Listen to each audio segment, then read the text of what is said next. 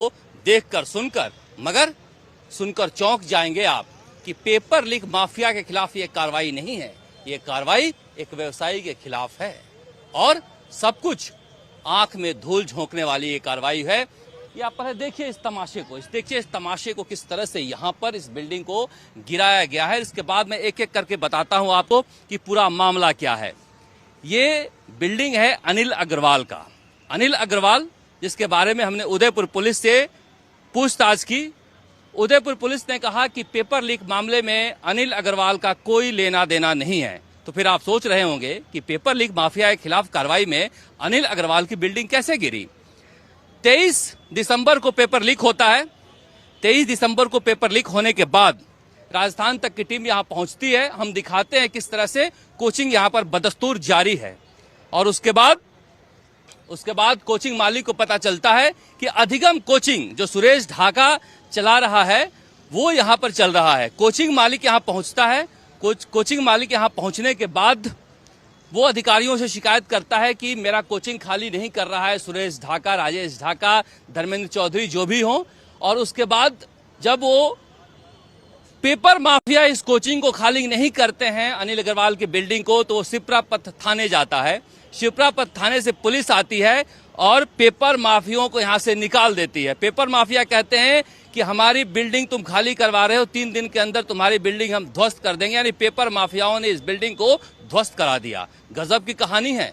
और जब अनिल अग्रवाल का कोई लेना देना नहीं है तो ये बिल्डिंग क्यों गिरी, कैसे गिरी, ये समझना होगा। अब पुलिस कह रही है कि अवैध निर्माण है ये। अगर ये अवैध निर्माण है तो फिर इस सड़क पर जितने भी निर्माण हैं उन सब में कहीं सेटबैक दिखाई नहीं दे रहा है, तो फिर क्या सारे बिल्डिंग तोड़े जाएंगे। हमारे साथ है रघुवीर सैनू, से बातचीत करते हैं। सर, ये बिल्डिंग आप लोगों ने क्यों तोड़ी है?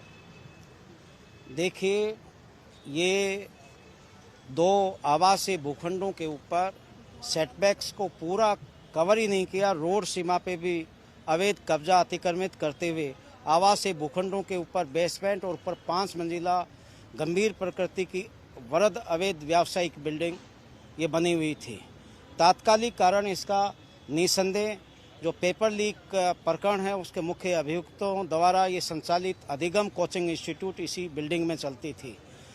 हमारे अवधान में आते ही हमने हमारे जयपुर विकास प्राधिकरण की तकनीकी और राजस्व टीम को मौके पे लाके और रिकॉर्ड के अनुसार मौके की स्थितियों के अनुसार पूरे अतिक्रमणों को, अवैध निर्माणों को चिन्हित करते हुए हमने 32 जेडीए एक्ट के अंतर्गत और 72 जेडीए एक्ट के अंतर्गत संबंधित इसके भवन जो मालिक हैं, बिल्डिंग के जो ओनर हैं उनको, और जो अधिगम कोचिंग इंस्टीट्यूट संचालन करता है सुरेश ढाका, भूपेंद्र सारण, धर्मेंद्र चौधरी, छाजूलाल जाट, इनको हमने नोटिस दे करके और 8 जनवरी को 5 बजे तक अवैध निर्माण को हटाने, अपना पक्ष प्रस्तुत करने हेतु समय दिया था। कल प्रातः तक इन्होंने जब न तो अवैध निर्माण हटाना न पक्ष प्रस्तुत किया तो फिर हमने लीगल नोटिस इनको दिया कि आप इसको सामान खाली करके और इसको अवैध निर्माण को हटाएं। आज प्रातः तक इन्होंने न तो कोई पक्ष अपना प्रस्तुत किया और न ही अवैध निर्माण हटाना प्रारंभ किया। इस पर हमने विधि सम्मत कार्रवाई करके और मेरिट बेस पे इसका अवैध निर्माण था पूरी तरह से, इसलिए हम ध्वस्तीकरण की कार्रवाई की। अनिल अग्रवाल का पेपर लीक से कोई लेना देना है? देखिए, ये संबंधित जांच एजेंसी आपको बताएंगे। आपको बताया उन्होंने कुछ? आप जैसे मैंने बताया ना अभी कि हमारा मिली कि नहीं मिली, आप हमारा यहाँ पे केवल ये जानकारी हमें अवधान में लाई गई थी कि ये जो पेपर लीक के मुख्य सरगना हैं उनकी कोचिंग इंस्टीट्यूट इस बिल्डिंग में चलती है, ये उनका अड्डा है। तो इस पे हमने जो हमारी, जैसे मैंने कहा, तात्कालिक कारण इस बिल्डिंग के, चूंकि पहले बनी हुई बिल्डिंग थी, इसमें संचालित थी, तो तात्कालिक कारण ये रहा। और मुख्य आधार इसका ध्वस्तीकरण का, जैसे मैंने बताया कि आवासीय भूखंडों पे न केवल 0 सेटबैक्स को कवर करते हुए अपितु रोड सीमा को भी अतिक्रमित करते हुए और रोड सीमा पे दोनों तरफ बालकनी निकाल के और प्रथम फ्लोर से उसका पूरा कवर करते हुए व्यावसायिक बिल्डिंग अवैध। कोचिंग जितने चले रहे हैं सब इसी तर्ज पे चल रहे हैं, तो क्या आप लोग पहले नहीं देखे थे ये सारी चीजों को? देखिए, आप वर्तमान में जेडीए हम 2019 से एक पारदर्शी और एक उत्तरदायी मैकेनिज्म में भारी मेहनत करके एक खड़ा किया औपचारिक। अभी अभी प्रश्न नहीं है, व्यक्तिगत प्रश्न नहीं है, मैं तो इस सड़क की बात यही बता रहा हूँ। आप देखिए, व्यवस्था का एक जो पुराने निर्माण है, वर्तमान में हमने प्रभावी अंकुश स्थापित कर दिया। पुराने निर्माणों में अनावश्यक रूप से जो निर्दोष लोग हैं, आम जनता है, व्यवस्था है, इसमें पैनिक क्रिएट नहीं होना चाहिए, असुरक्षा का भाव नहीं होना चाहिए। हमने 2019 में एक व्यवस्थित और पारदर्शी ढंग से पूरे जयपुर विकास प्राधिकरण क्षेत्राधिकार में जोन वाइज टीमें गठित करके तहसीलदार, प्रवर्तन अधिकारी, एटीपी और जेएन की हमने कोचिंग इंस्टीट्यूट्स के जो उल्लंघनों को चिन्हित करवा करके उनको नोटिस दिए थे और वो चालान पेश किए थे। जो दोषी है वो बचना नहीं चाहिए, निर्दोष असुरक्षा का भाव और पैनिक नहीं होना चाहिए। नहीं, मैं आपके व्यक्तिगत सवाल नहीं उठा रहा हूं, मैं जानना चाह रहा हूं कि क्या ये सारे जितने अवैध निर्माण है इस सड़क पर सब टूटेंगे अभी? देखिए, जैसा मैंने अभी भी बताया ना, आप हम तो चाहते हैं कि एक जादुई छड़ी और घुमाओ और पूरी आदर्श स्थिति आ जाए। अच्छा, ठीक है, दूसरा सवाल। भविष्य को, वर्तमान को संभालो, भविष्य को आप निश्चित सही दिशा दीजिए। दूसरा सवाल कर रहा हूं, क्या भूपेंद्र सहारण का रजनी विहार का घर या फिर सूरज ढाका का चित्रकूट का घर वो भी तोड़ा जाएगा? देखिए, हमारे जो ही जांच एजेंसियों ने राजस्थान पुलिस के माध्यम से हमें अवधान में इसका आया, हमने पूरी विधिक प्रक्रिया अपना करके और ध्वस्तीकरण की कार्रवाई की है। हमारे अवधान में आते ही पूरा परीक्षण करके और विधिक प्रक्रिया अपना करके और पूर्णता सटीकता से परिवर्तन संबंधी कार्रवाइयाँ सुनिश्चित करेंगे। ये कहा जा रहा है कि 23 दिसंबर को पेपर लीक हुआ, उसके 8 दिन बाद मकान मालिक ने ये मकान खाली करा लिया था कोचिंग वालों से। उन्होंने कहा था तुम खाली तो करा रहे हो, हम ध्वस्त करा देंगे। देखिए, हमारा इससे कोई वो संबंधित जांच एजेंसी या संबंधित स्थानीय पुलिस बताएगी। हमारी कार्रवाई परिवर्तन संबंधी गंभीर प्रकृति का, भवन विनियमों का, रोड सीमा पे अवैध कब्जा अतिक्रमण का, आवासीय पे व्यावसायिक गंभीर प्रकृति की अवैध बिल्डिंग से संबंधित थी।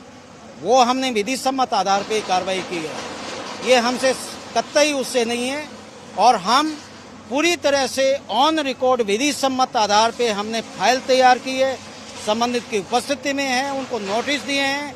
कल का समय 5 बजे का दिया हुआ था, कल प्रातः हमने पुनः विधिक नोटिस इनको दिए हैं कि आपका ये अवैध निर्माण है, इसको खाली करके आप हटाना शुरू कीजिए। लेकिन न पक्ष रखा उन्होंने, न हटाना शुरू किया। मकान मालिक से कोई बातचीत हुई थी? आप लोगों को मिलने आए थे कुछ?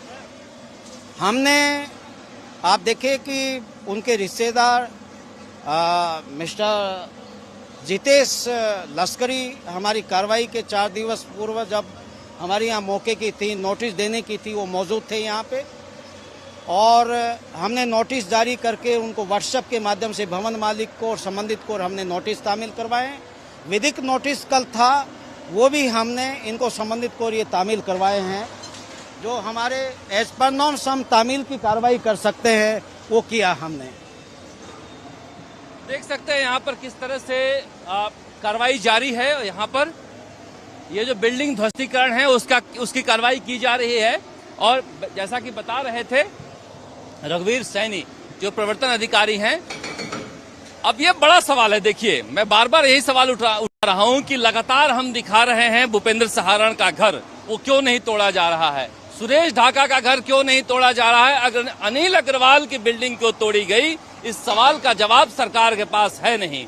योगी बनने के चक्कर में इस तरह से एक व्यवसायी का बिल्डिंग गिरा देना। अब देखिए, बगल की बिल्डिंग आपको दिखाना चाह रहा हूं मैं, ये बगल की बिल्डिंग भी उतनी ही बाहर निकली है और इसके ये सड़क पे आप चले जाइए, यहाँ पर जितनी भी कोचिंग यहाँ पर संस्थान है किसी में आपको सेटबैक नहीं दिखेगा। ये गलत है, मगर हर किसी गलत का एक साथ इंसाफ होना चाहिए, हर किसी गलत का एक साथ इंसाफ होना चाहिए, ये दिखाने के लिए कि देखिए योगी आदित्यनाथ जैसा बुलडोजर हमारा भी चलता है, कम से कम पेपर माफियाओं पर चलना चाहिए। अच्छा लगता है अगर रजनी विहार में भूपेंद्र सहारण के घर ये बुलडोजर गरज रहा होता, सुरेंद्र ढाका के घर पर ये बुलडोजर गरज रहा होता। लेकिन बार बार सवाल यही है कि पेपर लीक हुए इतने दिन हो गए, पेपर लीक माफिया को लेकर मुख्यमंत्री अशोक गहलोत ने कोई मीटिंग अभी तक क्यों नहीं की, पुलिस ने कोई कार्रवाई क्यों नहीं की।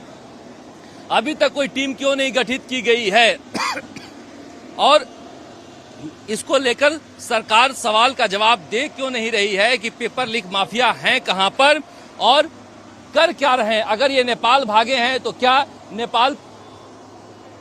नेपाली दूतावास से या फिर भारतीय दूतावास से कोई संपर्क करने की कोशिश की जा रही है, नेपाल से संधि है उसे लेकर बातचीत की जा रही है, वहां कोई टीम भेजी गई है।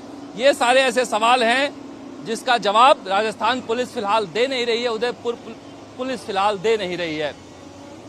यही बड़ा सवाल है। देखिए, सवाल केवल मंशा पर होता है कि आपकी मंशा कैसी है। भूपेंद्र सहारण के घर जाकर हम आए थे। भूपेंद्र सहारण के घर पे आप देखेंगे तो 3 मंजिला मकान है, वहां भी पर भी कोई सेटबैक नहीं छोड़ा गया है। अगर वो मकान टूटा होता तो सीधे सीधे पेपर माफियाओं पर एक प्रहार होता।